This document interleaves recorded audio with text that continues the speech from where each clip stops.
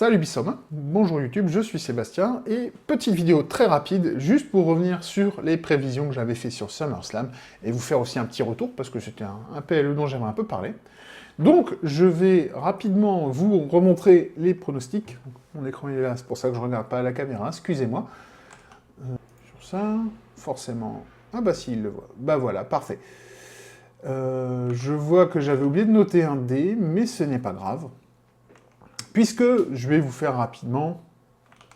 Donc vous pouvez voir déjà, je suis assez surpris d'avoir réussi à prédire autant de choses.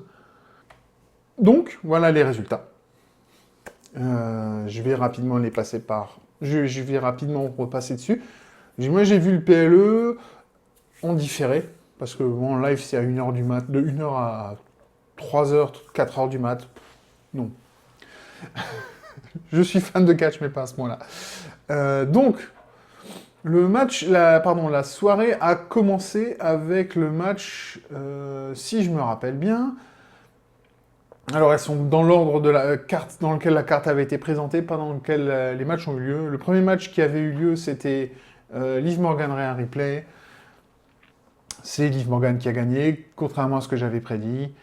Overbooking à gogo. L'histoire est peut-être finie. En tout cas, Dominic Mysterio a trahi Rhea Ripley, qui est maintenant donc devenue une super babyface. Parce que depuis son retour, et là maintenant le fait qu'elle se soit fait jarter par son mec de la pire des manières, trahir, et en plus pour partir avec une nana qui est hyper abusive, enfin, Ripley était pas mal abusive aussi, donc il y a un problème à la WWE avec l'écriture des relations hommes-femmes, hein, clairement. Mais bon, passons. Et voilà, l'histoire est finie, enfin j'espère que l'histoire est finie, et qu'on puisse passer à autre chose, parce que j'en ai marre. Cette histoire m'a jamais passionné. Le match était sympa. J'ai trouvé qu'il était un peu long. Le centre de l'histoire, c'était que Rhea Ripley s'était blessée l'épaule. Elle était vraiment partie pour blessure. Et elle est revenue, c'est son premier match depuis son retour de blessure. Et à un moment, ils ont fait un spot où, en gros, elle s'est tapé l'épaule contre un des poteaux du ring. Et elle s'est déboîté l'épaule. Elle a fait croire qu'elle s'est déboîté l'épaule. Et c'était un peu... on avait l'impression de revoir l'arme fatale. C'était rigolo. Elle était partie pour gagner, mais comme dit à la dernière minute, Dominic Mysterio intervient et aide Liv Morgan à remporter le match. Voilà. Le match suivant, c'était quoi? Le match suivant... Je ne sais plus exactement qui c'était. Je crois que c'était...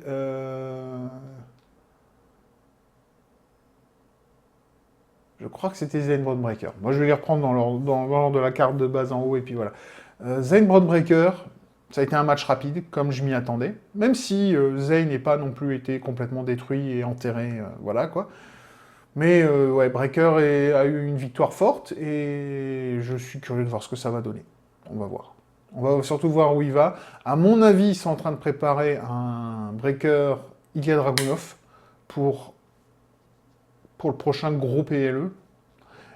J'espère. Donc ce serait Survivor Series. Le prochain PLE, c'est Bachat Berlin. Mais enfin bon, voilà. Dans l'ensemble, c'était un bon match. J'ai bien aimé. Le running gag de la soirée, c'était les charges vers un des coins du ring, qui est esquivé, et un des deux catcheurs qui finit par aller tacler un des poteaux du ring et prendre un grand coup dans l'épaule. C'est un truc qu'on a vu dans tous les matchs ce soir.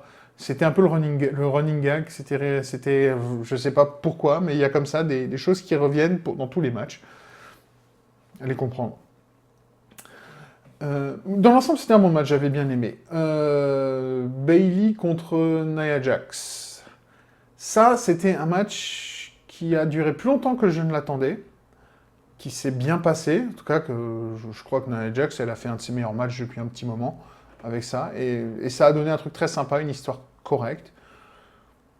Victoire forte aussi, pareil. Et donc c'est très bien pour Queen of the Ring, qui maintenant est championne.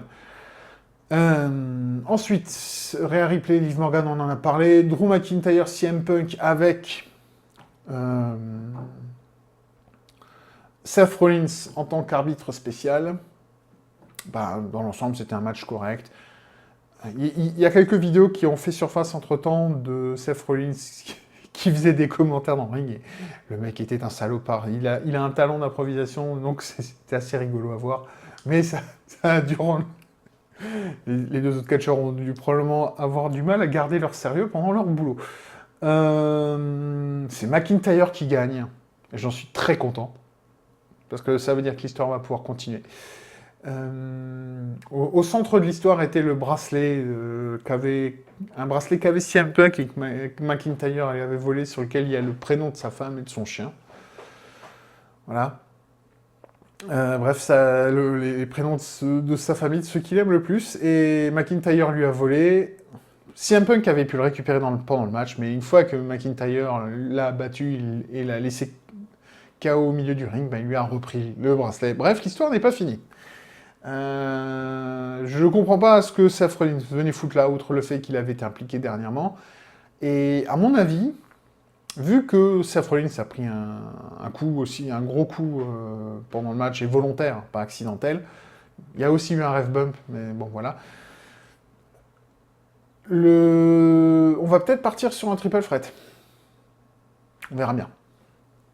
Pareil, ce sera peut-être le triple threat pour Bachat Berlin, parce qu'après tout, en Europe, Drew McIntyre est quand même assez populaire, donc voilà, on verra bien. Damian Priest contre Gunther. Ce match était... Waouh! C'est le match de la soirée, comme prévu. Il y a eu en plus une trahison. La faction du Judgment Day, donc la faction de Damian Priest, a complètement fini d'exploser. Puisque déjà, Dominic Mysterio avait trahi Rhea Ripley, et les deux étaient dans la même faction. Là, on a aussi eu une trahison de Finn Balor sur Damian Priest. Donc, c'est la soirée des interventions, hein. De toute façon, c'est aussi un running gag dans la soirée. Et en tout cas, c'était un très très bon match, si vous appréciez un peu le catch, et le catch un peu brutal. Ils ont vraiment un style... je m'attendais à un truc technique, non, c'était pas un truc technique. J'ai trouvé plus brutal ce match que le match de CM Punk et de McIntyre, que je m'attendais à être le gros match où ils allaient démonter le ring. Bah en fait, non. Moi, c'était un bon match, hein. C'était velu, hein. Et pas que parce qu'il y a Drew McIntyre. Mais franchement, ce match-là, c'était le match de la soirée. Et si vous aimez un peu le catch, Gunther, il fait une masterclass, quoi, comme d'hab. Il n'y a pas à discuter. Et le match du clou du spectacle, qui a carrément pris, avec tous les packages vidéo, les entrées et tout le match, plus l'overbooking et le post-match, on en a eu pour 1 heure. C'est Cody Rhodes contre Solo Sikoa. Sans surprise, Cody Rhodes gagne. Sans surprise, Bloodline Rules, c'est-à-dire que toute l'équipe débarque. Toute l'équipe de la Bloodline débarque et vient foutre la merde et essayer de taper sur Cody Rhodes. Forcément, en contre, en réponse, il y a Kevin Owens et Randy Orton qui viennent aussi faire le save pour essayer d'égaliser la charge et revenir à 1 contre 1 au milieu du ring. Et Kevin Owens et Randy Orton emmènent ceux qui sont intervenus pour la Bloodline plus loin, se battre plus loin. Il y a aussi eu une intervention de Jacob Fatu. Malheureusement, il s'est blessé. Il a fait un saut de... Alors, je ne sais plus si c'était du tablier du ring ou depuis la 3e corde, sur la table des commentateurs où il y avait quelqu'un couché dessus, où Cody Rhodes était couché dessus. Le problème, c'est que, en gros, comment expliquer, quand il a fait son saut, il est atterri. Imaginez que ça, c'est le rebord de la table, des commentateurs, et sa jambe est arrivée comme ça. Et là, le point d'impact, il était à peu près au milieu du tibia. Apparemment, il s'est blessé. Alors, est-ce qu'il s'est pété la jambe vraiment, ou c'est juste une fêlure ou quelque chose? En tout cas, il a bien beuglé. Depuis, il porte une botte, une botte orthopédique, les grosses attelles bien dures quand on se pète la jambe. Donc, apparemment, il s'est quand même bien fait mal. C'est dommage, parce que c'est vraiment le bonhomme qui fait l'attrait de la nouvelle Bloodline. En fait, c'est toujours ça qui m'a avancé. Dans la Bloodline, ce qui était intéressant à chaque fois, c'est l'Enforcer. Dans la première Bloodline, avec Roman Reigns en tant que chef tribal, il y avait Solo Sikoa qui était l'Enforcer et qui tenait un très bon rôle là-dessus. Après, ils ont fait venir... quand Solo Sikoa est devenu calife à la place du calife, pendant que le calife est absent, il a fait venir d'autres Samoans. Il y a Jacob Fatu qui est arrivé, c'est devenu l'enforcer du groupe, et c'est vraiment lui qui est hyper charismatique, et qui... Enfin bon, voilà, quoi. Et bref, très bon match. Enfin, match tout à fait dans ce qu'on attend de la... Ils ont coché toutes les cases de ce qu'on attend d'un match de Bloodline contre Cody Rhodes, parce que ça fait 2 ans qu'on le connaît. Maintenant, le programme, hein, ils nous le font régulièrement. Le seul truc qui manquait, c'était un ref bump. J'étais surpris. Pour une fois, l'arbitre, il s'est pas fait bousculer. Mais, par contre, ce qui s'est passé et qui a fait complètement exploser l'arena, c'est que, sans grande surprise, Roman Reigns est revenu et a décoché un gros Superman Punch dans la gueule à Solo Sikoa pour lui rappeler sa place. Bref, on va avoir une guerre des Bloodlines, comme prévu, et ça va être très intéressant. J'attends de voir le retour de Polyman, parce que depuis qu'il s'était pris une powerbomb sur la table des commentateurs, on l'a plus revu. D'ailleurs, bravo Polyman, le mec, il a 60 ans passés, je crois, et à son âge, et il n'a jamais été vraiment dans le ring. Il a pris un pareil bump. Ça prouve que ce mec a vraiment sa place au Hall of Fame, la WWE. Enfin bon, voilà. J'ai pris beaucoup trop de temps à vous parler de ça, beaucoup plus que ce que je pensais en prendre. En tout cas, moi, c'est un show que j'ai trouvé correct.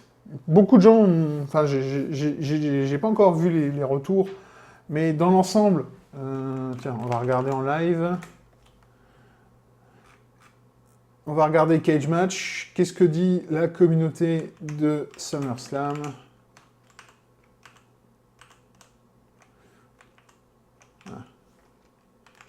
Voilà.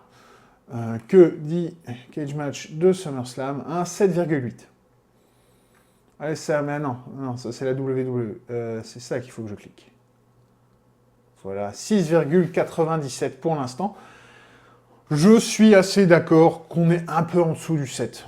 Pour moi, c'est un show qui effectivement mérite un 7. Pas beaucoup plus, pas beaucoup moins. Il n'est pas aussi énorme que ce que... Enfin, j'ai vu, par exemple, Sturi et Mr. Hawkin dire que c'est un hyper gros show. Non, on est quand même un cran en dessous, excusez-moi, de WrestleMania.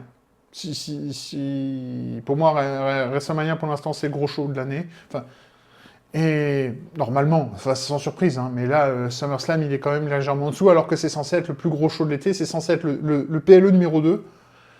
Donc, c'est un peu décevant. Mais dans l'ensemble, c'était des matchs tout à fait corrects, et ça aurait été... On aurait été sur un PLE en dehors du Big Four, j'aurais dit que ça aurait été un très bon PLE. Ah, on est dans le Big Four, je m'attendais un peu plus. Il y avait du très bon catch, il y avait du très bon spectacle. C'était beaucoup plus axé développement d'histoire et raconter des histoires que vraiment avoir du gros catch. Si vous voulez du gros catch, ce sera plutôt dans les autres PLE en dehors du Big Four, puisque maintenant le Big Four, c'est clairement les PLE qui sont en train de produire pour plaire aux fans occasionnels de catch. Et donc, il faut bien comprendre que quand on est fan de catch, ou intéressé par le catch, et le côté technique du catch, c'est pas là que vous allez trouver vraiment ce qui vous plaît, mais ce sera d'autres PLE. Par exemple, si vous vouliez du bon catch, il y avait le NXT Heatwave que je vous recommande, que moi j'avais vraiment apprécié. Là, ils ont démarré un tournoi Great American Bash. Faut que je regarde ce que ça donne. Je verrai bien. Enfin, je sais pas si c'est un tournoi, mais c'est un truc sur 2 semaines. Un event sur 2 semaines. Faudrait que je regarde. Enfin bon, voilà. Je referai pas une vidéo, hein, mais j'en ferai peut-être mention quand j'aurai fini de le voir. Mais je ferai pas une vidéo là-dessus. En tout cas, voilà. J'ai fait le tour de ce que je voulais faire pour vous parler de SummerSlam, pour vous dire quand même, prenez le temps de le regarder, si vous êtes un fan occasionnel ou si vous êtes un fan un peu plus assidu du catch. Si vous êtes un fan assidu du catch, je pense que vous l'avez déjà vu. Mais si vous êtes un fan occasionnel et que vous avez vu WrestleMania 40, ben, allez le voir. Ne vous attendez pas à revoir WrestleMania 40 parce que c'était 2 nuits et c'était vraiment 2 nuits de gros spectacles. Là, c'est qu'une seule nuit. Apparemment, dans les années qui viennent, SummerSlam va passer à 2 nuits, ce qui va être intéressant. On verra bien. Je crois pour 2025. Donc le prochain, on verra bien. Mais voilà. En tout cas, je vais m'arrêter là. Cette vidéo est maintenant terminée. Comme d'habitude, je vous souhaite de trouver ce qui vous rend heureux. Et en attendant ma prochaine vidéo, eh ben, je vous dis à tous, à bientôt. Bis nächste Mal.